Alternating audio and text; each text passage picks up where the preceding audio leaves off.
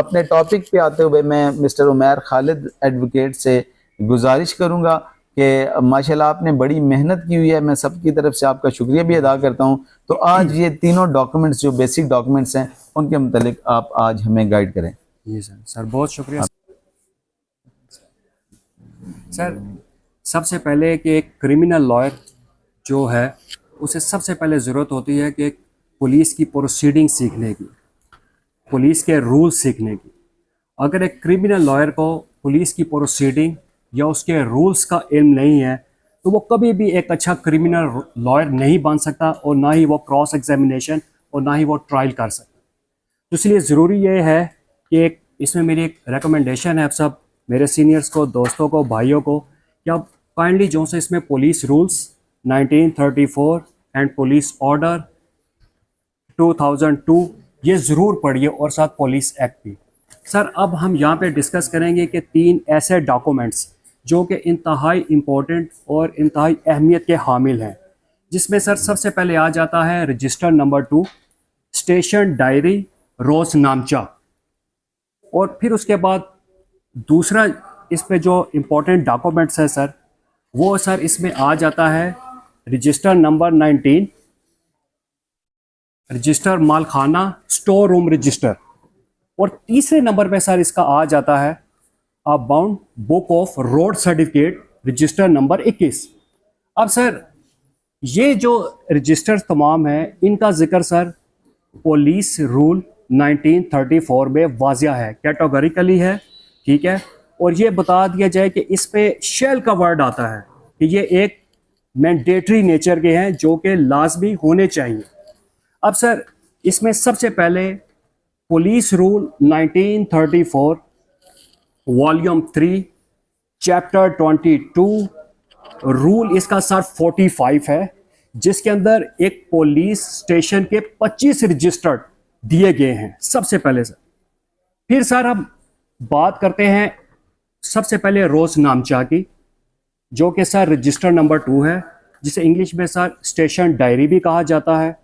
Sir ये जो deal करता है सर इसका जो कि चैप्टर रूल सर ये है कि पुलिस रूल 1934 वॉल्यूम 3 चैप्टर 22 और रूल 48।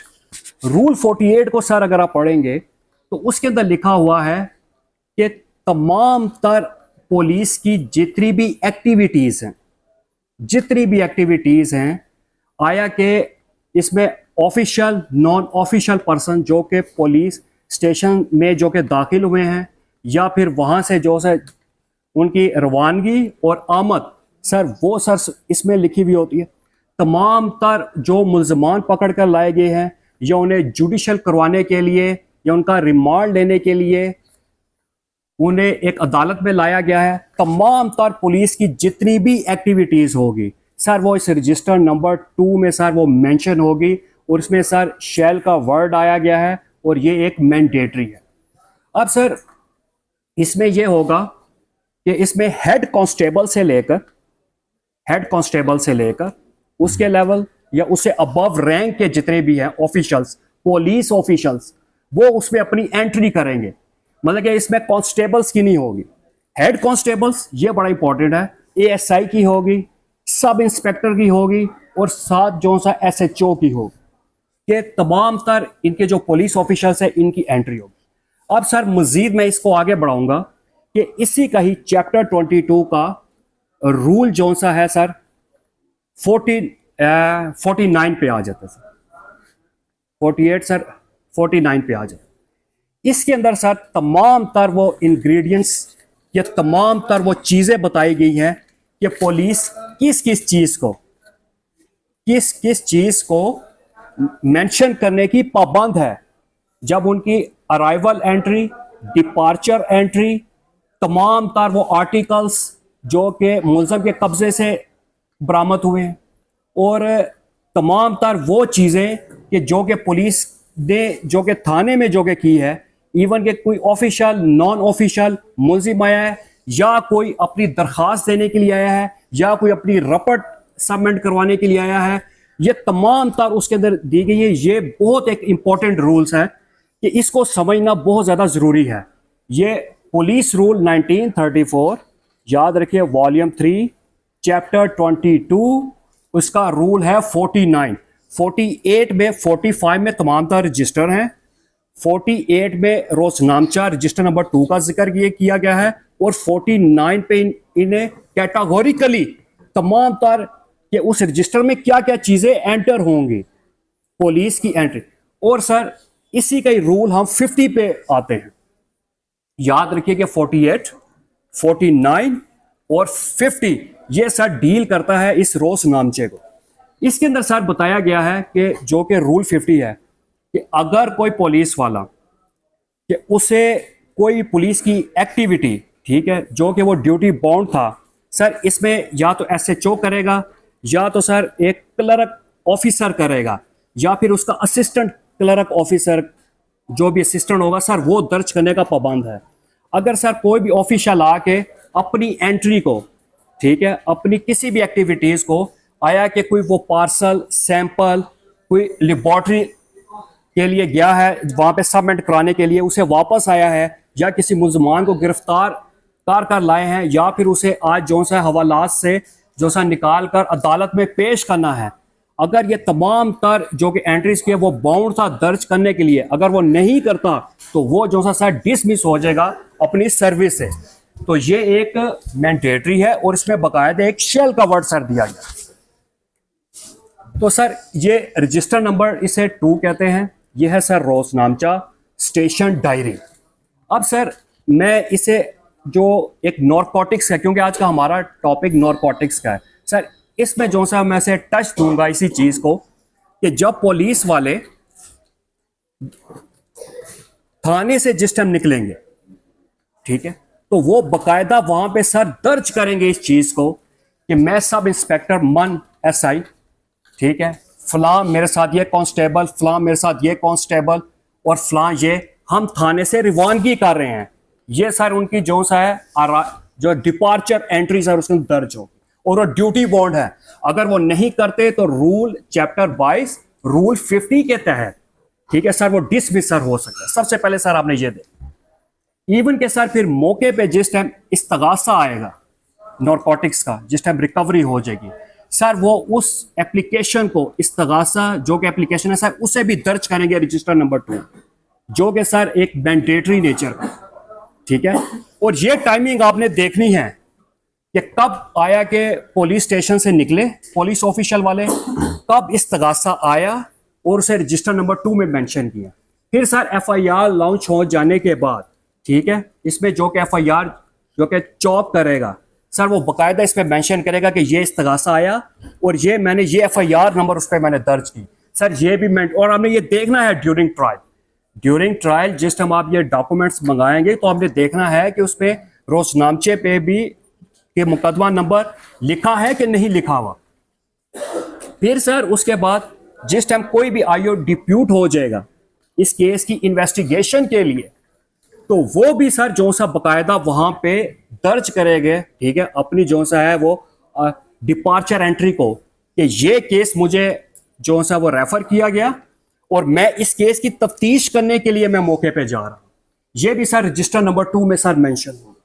फिर जिस टाइम वो जाएगा एट द स्पॉट पर, वहां पे जहां पे अकरेंस हुई है, जहां पे बरामदगी हुई है, रिकवरी हुई है, तो वहां पे भी वो इन्वेस्टिगेट करने के बाद जिस टाइम वापस थाने आएगा कॉन्ट्राबैंड मटेरियल को लेकर मुल्जमान को गिरफ्तार करके तमाम तर पुलिस प्रोसीडिंग्स जो हुई है उसके जो कि तमाम तर डॉक्यूमेंट जिसमें फरदात है, नक्शा मौका नजरी है, 161 के बयान है, जिन्नियाँ है, ये चीज़ें तमाम तर जिस टाइम लेकर थाने आएगा तब भी वो अपनी जो सा है इसमें अराइवल एंट्री दर्ज करेगा कि मैं इसमें सर एक सीरियल लिखे होते हैं 1 2 3 4 5 जो कि सुबह 8 बजे से पुलिस स्टेशन का एक रजिस्टर ओपन होता है, तो वो उसमें बाकायदा तौर पे मेंशन करेगा कि सीरियल नंबर 36 से जब मुझे ये इस्तगासा मिला तो मैं इन्वेस्टिगेट करने गया, क्योंकि उसके दौरान और जो पुलिस वाले आएंगे जाएंगे उनकी एक्टिविटीज चलती रहेंगी।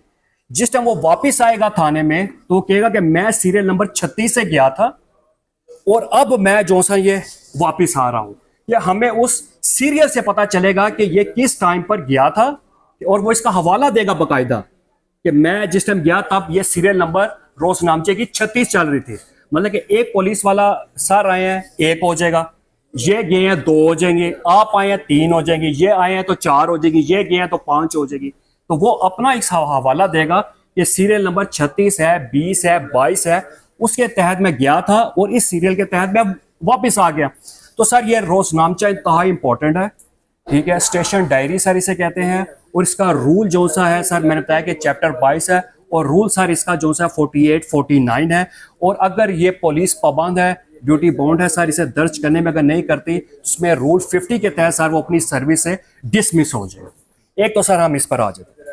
अब सर मैं इसमें आ जाता हूँ कि sir register number 19, register number sir 19 sir ये है sir store room register, register माल खाना, ठीक है सर। इसको पुलिस रूल 1934 वॉल्यूम 3 चैप्टर 22 और सर इसमें रूल इसका आएगा 70, रूल इसका आएगा 70। ये बहुत, इसमें वॉल्यूम 3 है लेकिन ये जो चैप्टर 22, ठीक है। अब सर इसमें आ जाएगा 70 जी सर 1770 रूल सर 70 70 हाँ जी 70। अब सर रूल 70 इसका सर ये डील करता है सर रजिस्टर नंबर 19 को, रजिस्टर माल खाना।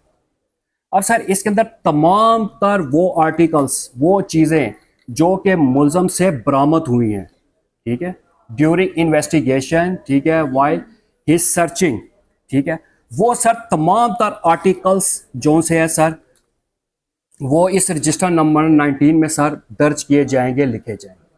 सर इसका एक फॉर्म है बाकायदा जो कि प्रेस्क्राइब किया गया है। इसमें सर बाकायदा 8 कॉलम्स हैं।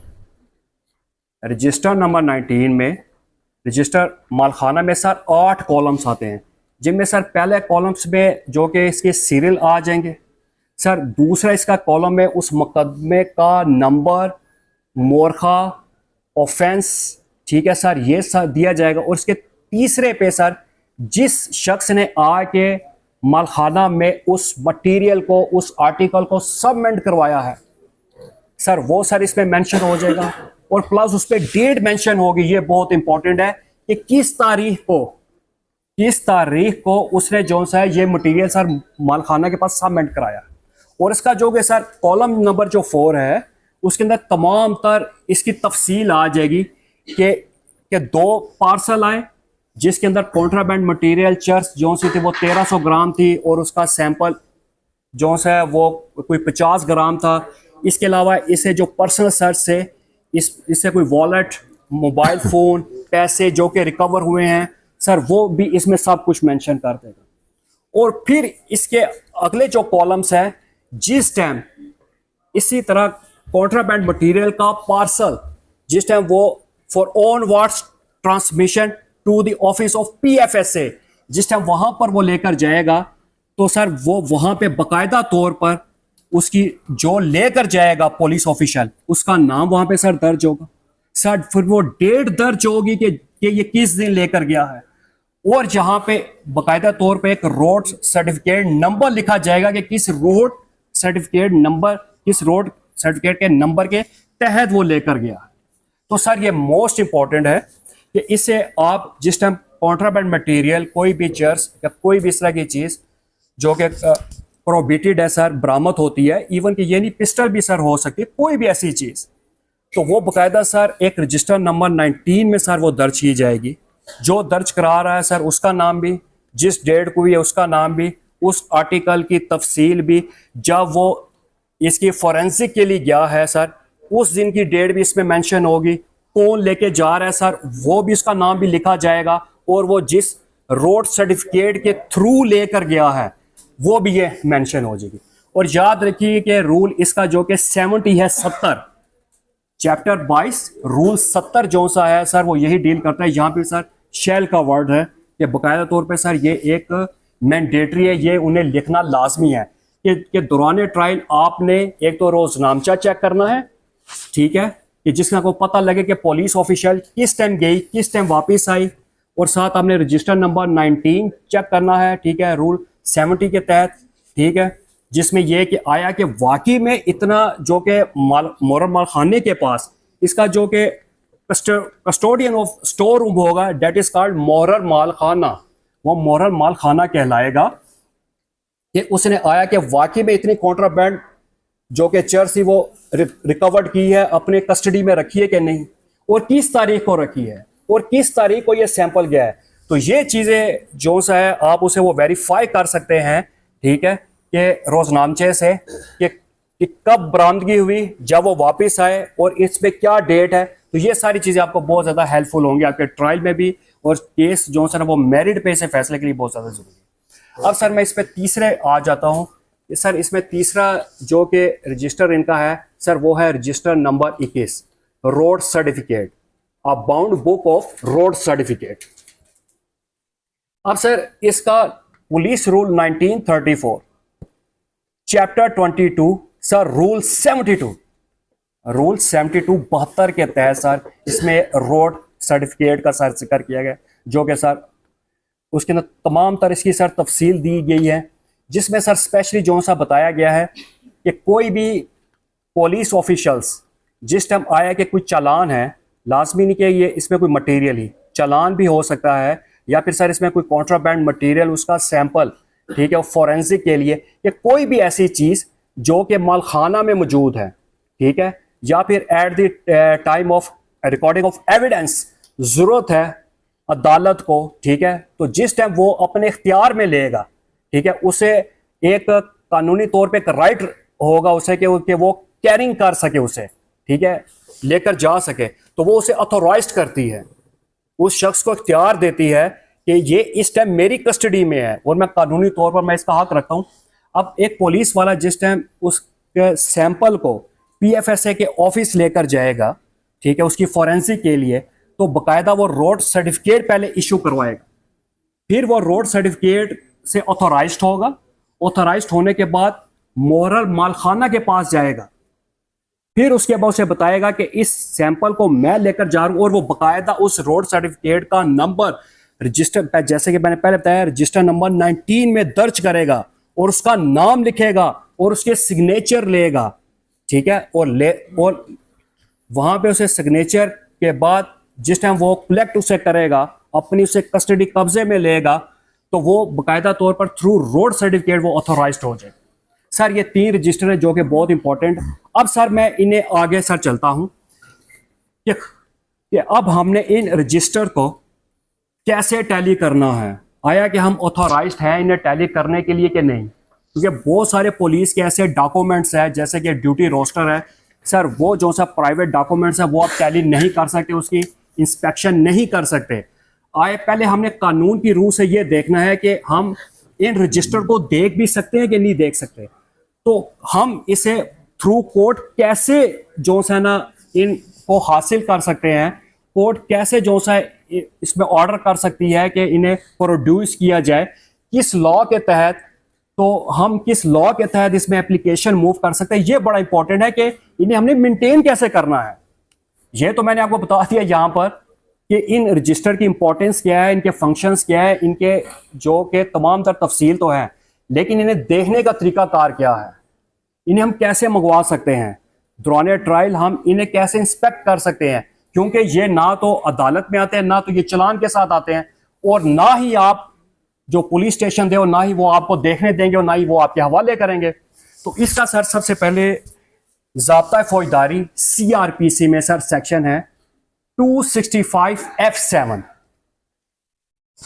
जिसके तहत सर एक मुलजम अपने डिफेंस के लिए, ठीक है, एक फेयर ट्रायल के लिए सर इसके थ्रू सर एप्लीकेशन मूव कर सकता है अदालत कि मैं ये जो कि डॉक्यूमेंट्स है सर ये रिक्वायर है। अदालत भी सर जो सा है इन डॉक्यूमेंट्स को कंसर्न डिपार्टमेंट जिसके कब्जे में ये डॉक्यूमेंट्स हैं सर उसे जो सा है ये ऑर्डर कर सकती है कि वो सर प्रोड्यूस करें इन डॉक्यूमेंट्स को, और ये हम किस एप्लीकेशन के तहत करेंगे, 265F7 CRPC के तहत।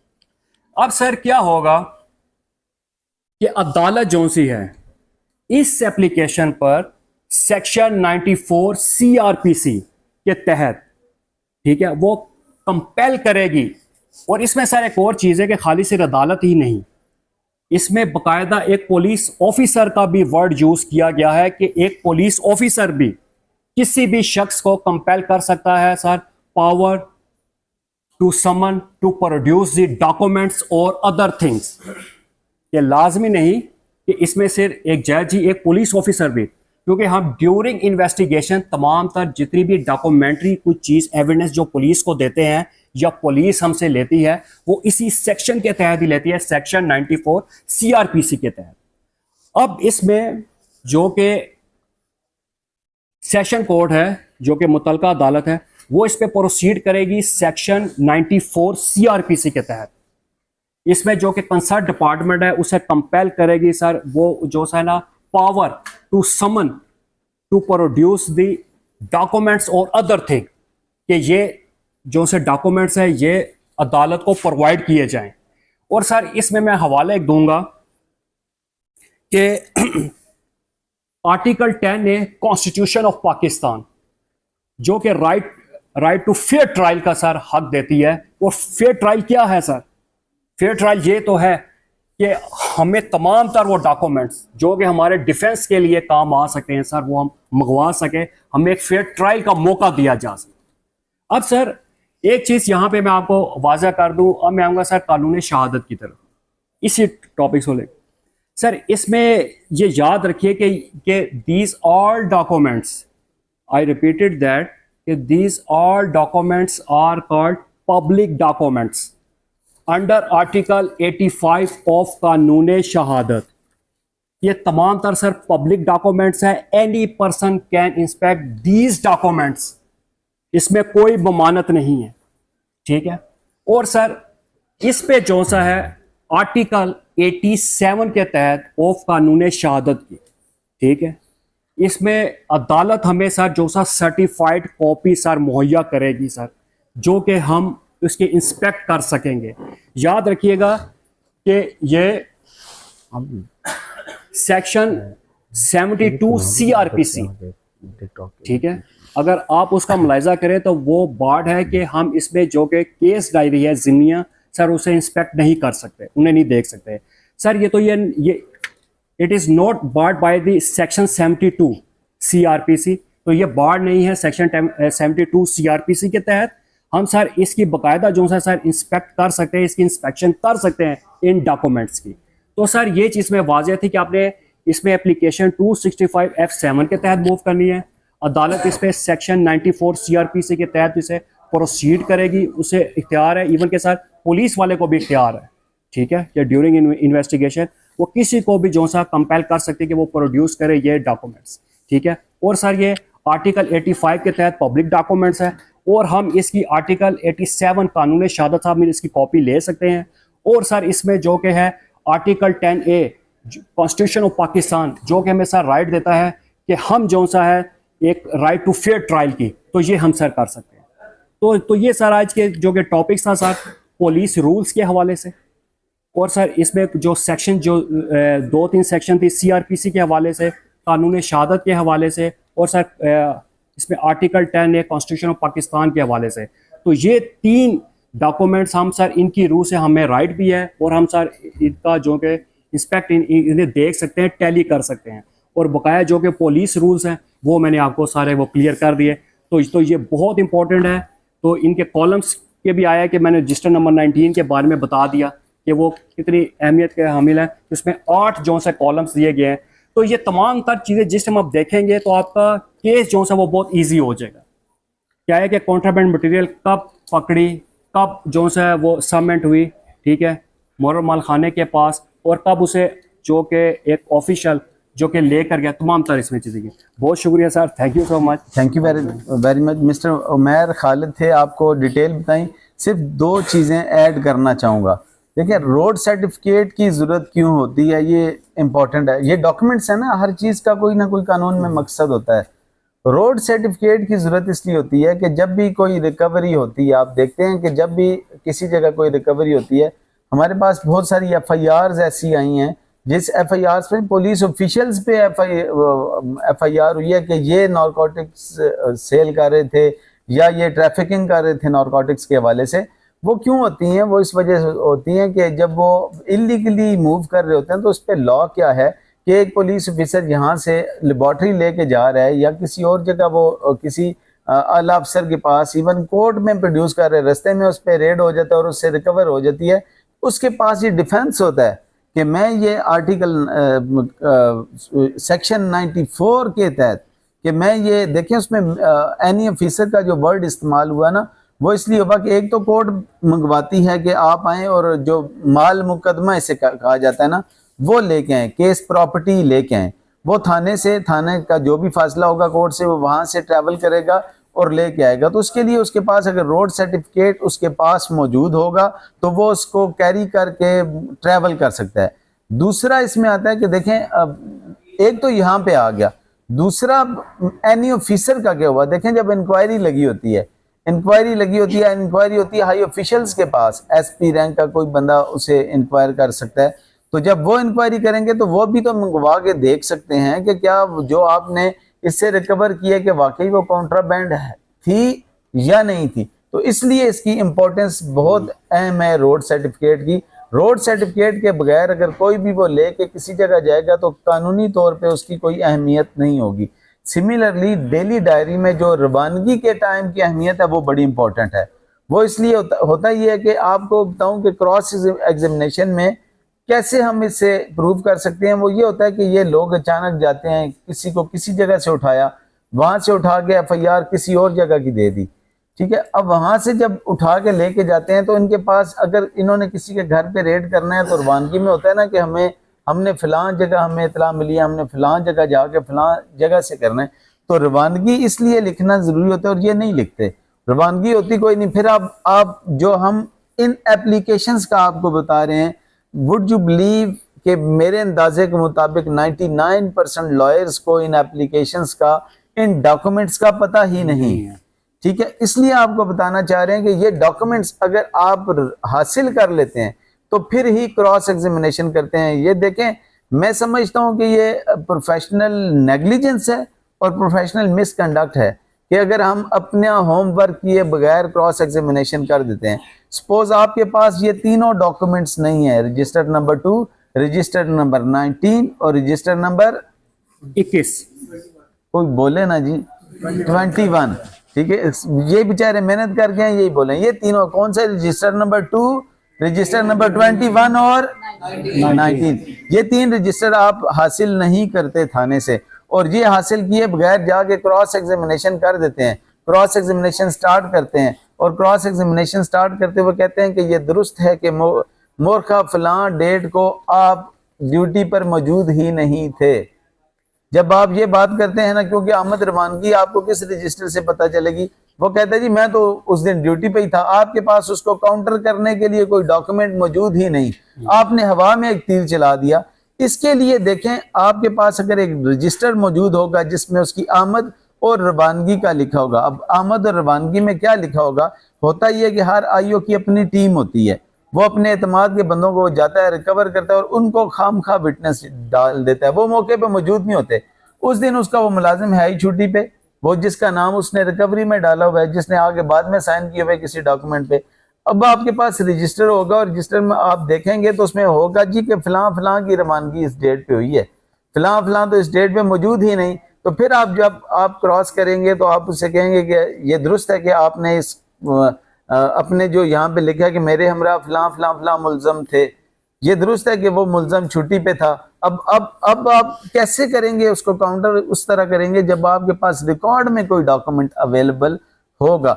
इसी तरह आप रोड सर्टिफिकेट उसने हासिल नहीं किया होगा तो वो जो लेके गया होगा वहां पे और लेके वापस आएगा वो नल एंड वाइड हो जाएगा। इसी तरह उसने जो रिकवरी की और रिकवर करके उसने माल खाना को आके ला के दिया, अब ये टीम वहां पे एग्जिस्ट ही नहीं करेगी तो आप क्रॉस कर सकेंगे।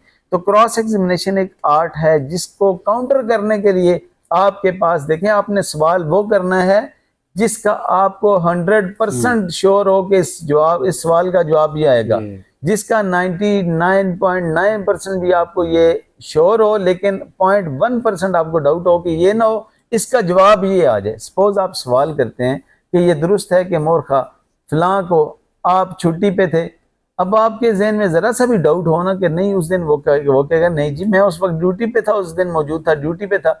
अब आपको कैसे ये श्योर होगा कि आपका जवाब 100% उसका यही आना है? वो इस तरह श्योर होगा कि आपके पास ये रजिस्टर्स मौजूद होंगे, इनकी कॉपीज आपके पास मौजूद होंगी। इसी तरह वो मुहर्रर का जो रजिस्टर है, मुहर्रर पे तो आप उस सूरत में करेंगे ना, क्रॉस करेंगे जब आपके पास वो रजिस्टर रिकॉर्ड मौजूद होगा। उस रिकॉर्ड को फिर आप कन्फ्रंट कराएंगे तो तब जाके आप फायदा उठा सकते हैं। आज क्योंकि हम बेसिक्स आज स्टार्ट किए नारकोटिक्स की, और नारकोटिक्स को समझने के लिए हमें यह जरूरी था कि हम 3 रजिस्टरों को समझें। आपसे एक हम्बल मेरी सजेशन होगी होमवर्क के तौर पे। माशाल्लाह इतनी बड़ी तादाद में हमारे लिए बड़ी अप्रिसिएशन है कि हमारी तादाद हर बैठक में पिछली तादाद से ज्यादा होती है। हमारे लिए आप हमारे लिए एक काम कर लें, एक तो आप रूल्स, पुलिस रूल्स को, ये रूल्स जो डिस्कस किए गए हैं 48, 47, 49, 50 और 71, 72, इन रूल्स को पुलिस रूल्स में आप पढ़ लें। दूसरा, आप काइंडली इस पे एक जजमेंट है, मैं आपको रेफर कर दूंगा, ये आर्ट ऑफ एडवोकेसी वाले ग्रुप में ही वो जजमेंट रेफर कर दूंगा। आप उसमें वो जजमेंट जरूर पढ़ लीजिएगा, ये रजिस्टर्स के मुतालिक जजमेंट है। इसी तरह आपको एक और जजमेंट दूंगा, his lordship mister justice Chaudhary Abdul Aziz sahab की एक जजमेंट है, वो दूंगा। उसमें उन्होंने रजिस्टर नंबर 2, रजिस्टर नंबर 19 और रजिस्टर नंबर 21 को बाकायदा तौर पे एलाबरेट किया हुआ है। थोड़ा सा होमवर्क के तौर पे ये काम कर लीजिएगा। हम कोशिश करेंगे कि जब भी हमारी अवेलेबिलिटी हो, इस वीक में या नेक्स्ट वीक में कानूनी बैठक रखेंगे दूसरी, उस पे हम ट्रायल को आगे स्टार्ट करेंगे कि इसमें रिकवरी कैसे होगी, रिकवरी को आप मैयर कैसे करेंगे, मैयर कर देखें। जब आपको ये सारी चीज़ें पता होंगी ना कि मैयरमेंट में उसने क्या गलती की है, उसने सैम्पलिंग में क्या गलती की है, उसने फ़र्द कौन सा बनाया, उसने नक्शा मौके का बनाया या नहीं बनाया, ये आपको सारा ट्रायल का पता होगा ना, तो फिर आप आईओ पे सवाल कर सकेंगे कि किस जगह डिफेक्ट निकला है। नारकोटिक्स केसेस के हवाले से सिर्फ एक आपको बताता चलूँ, सेफ कस्टडी, आपको वो चेन अगर आप प्रूव कर देते हैं, चेन ऑफ सेफ कस्टडी को आप शेक करते हैं तो नारकोटिक्स के केस में एक्विटल हो जाता है। लेकिन अगर आप चेन ऑफ सेफ कस्टडी को नहीं प्रूव कर पाते तो उस सूरत में आपका केस प्रोसिक्यूशन प्रूव कर लेती है और प्रोसिक्यूशन के फिर आपके जो विक्टिम है उसको सजा हो जाती है।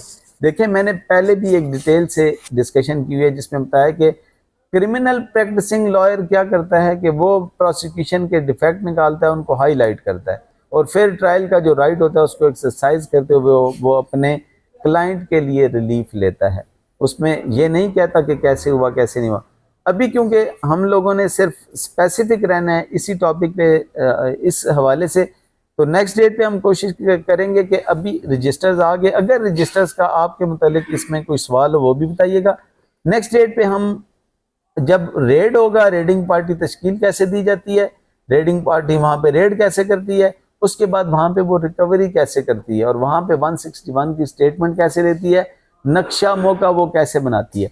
यानी स्पॉट इंस्पेक्शन जो है ना जी, वो हम नेक्स्ट मीटिंग में हम कोशिश करेंगे कि आपकी स्पॉट इंस्पेक्शन हो। याद रखें, हम लोगों ने इसके बाद पढ़ना है क्रिमिनल ट्रायल। ये भी क्रिमिनल ट्रायल है, उसकी एक शाख है, एक ब्रांच है जिसको हम पढ़ रहे हैं। क्रिमिनल ट्रायल पढ़ने के लिए वहाँ पे भी तकरीबन प्रोसीजर एक ही किस्म के होते हैं। अगर वहाँ पे ब्लड सैंपल्स वो कलेक्ट करता है, वहाँ से कोई यानी वेपन ऑफ ऑफेंस करता है, रिकवर करता है, उसके भी सारे प्रोसेस कमोबेश सेम ही होते हैं। हम इस एक नारकोटिक्स की 2-3 बैठक को अटेंड करके ये समझ गए तो हमें क्रिमिनल ट्रायल को समझने में कोई मुश्किल नहीं होगी। आज की जो डिस्कशन थी उसकी इंपॉर्टेंस ये है कि क्रिमिनल ट्रायल इन 3 रजिस्टर्स के बगैर मुकम्मल हो ही नहीं सकता। चाहे कोई भी क्रिमिनल ट्रायल है आपका, उन किसी भी ऑफेंस के क्रिमिनल ट्रायल को आप ये तीनों रजिस्टर्स देखें, इन तीनों रजिस्टर्स के तहत आप वहाँ से आराम से उसको देख सकते हैं कि ये कैसे हो। इसकी आसान मैं आपको बताऊँ, सपोज सबसे छोटा ट्रायल होता है आपका 489F का। 489F में भी ये तीनों रजिस्टर्स बड़े इंपॉर्टेंट होते हैं। वो उनकी इंपॉर्टेंस भी ऐसी होती है कि सपोज होता ये है कि हमारे यहाँ किसी जानने वाले को 489F का ट्रायल दे दिया, कहा जाता है कि इन्वेस्टिगेट करो, वो FIR भी करवाता है, सारे प्रोसेस कराता है। वो भी अगर उस दिन वो ड्यूटी पे मौजूद है, आपको पता होगा कि ये ड्यूटी रोस्टर में इस रजिस्टर में इसकी एंट्री है नहीं, फिर ये बैंक जा रहा है तो क्या इस पे एंट्री करके गया कि मैं बैंक जा रहा हूँ, बैंक जाके वहाँ से स्टेटमेंट लूँगा 161 की बैंक मैनेजर की, फिर डिसऑनर स्लिप को लाया तो उसने किस तरह उसके अंदराज किया, कैसे किया, उसने नक्शा बनाया नहीं बनाया, वहाँ पे इन्वेस्टिगेशन के लिए जाता रहा तो उसने, यहाँ से भी आप किसी भी क्रिमिनल केस को हिट कर सकते हैं। तो क्रिमिनल केस को हिट करने के लिए सबसे पहले आपको बेसिक डॉक्यूमेंट्स का पता होना चाहिए था। इन डॉक्यूमेंट्स पे आपसे भी गुजारिश है मजीद रिसर्च कीजिएगा। किसी को ऐसी बात जो आज की डिस्कशन में, क्योंकि यहाँ एक जर्नल डिस्कशन हो रही होती है, प्रॉपर हम उस प्रिपरेशन तो करके आते हैं लेकिन प्रॉपर वो सीक्वेंस नहीं होता हमारे, हम वाइट बोर्ड यूज़ नहीं करते, एक क्लास लेक्चर का सिलसिला हम नहीं करते, इसलिए कोई चीज़ स्किप हो जाए तो आपसे गुजारिश होगी आप लाजमी उसको ऐड कीजिएगा, ग्रुप में भी बता दें, उसके अलावा अकेले भी बता दें, तो बहुत ज़्यादा हौसला अफजाई की बात ये होगी कि यहाँ पे खड़े होकर कोई बात इस तरह की बताएगा तो ज़्यादा इंपॉर्टेंट होगी। बस लास्टली फिर आपको रिपीट करूँगा कि ये जो चीज़ें आज डिस्कस की हैं इनको आपने नोट भी किया होगा, रेलिवेंट रजिस्टर को भी देखिएगा, आपको जजमेंट रेफर कर देंगे, वो जजमेंट भी देखिएगा, अभी भी स्क्रीन के नीचे आपको जजमेंट का रेफरेंस आ जाएगा, वो आप देख लें, वो लाजमी पढ़ लीजिएगा ताकि हमें नेक्स्ट मीटिंग में आसानी हो और उसके बाद आपको इस टॉपिक को समझने में आसानी हो। इसके बाद अगर किसी दोस्त के जहन में कोई सवाल हो तो लाजमी कर ले। ऑफ करेंगे।